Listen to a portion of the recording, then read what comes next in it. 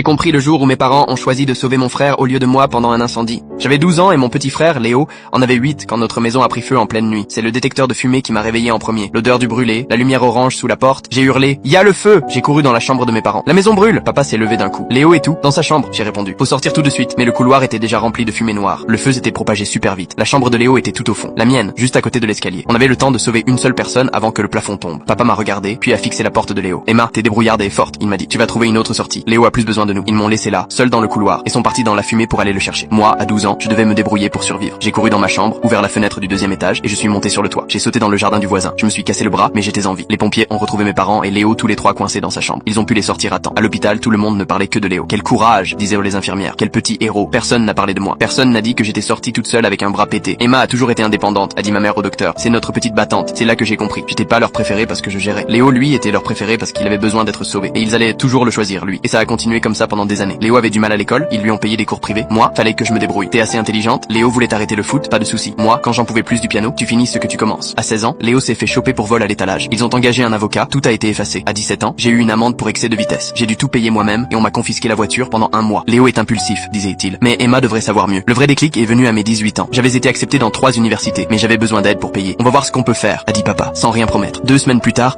Léo a eu un accident en conduisant bourré. Et au lieu d'utiliser l'argent pour mes études, ils l'ont dépensé pour ses frais d'avocat. Et lui ont même racheté une voiture. La fac peut attendre, a dit maman. Léo a besoin de nous maintenant. J'ai fait mes valises cette semaine-là. Je leur ai plus jamais rien demandé. J'ai bossé 3 jobs en même temps. J'ai commencé par une petite école, puis j'ai pu transférer à une fac publique.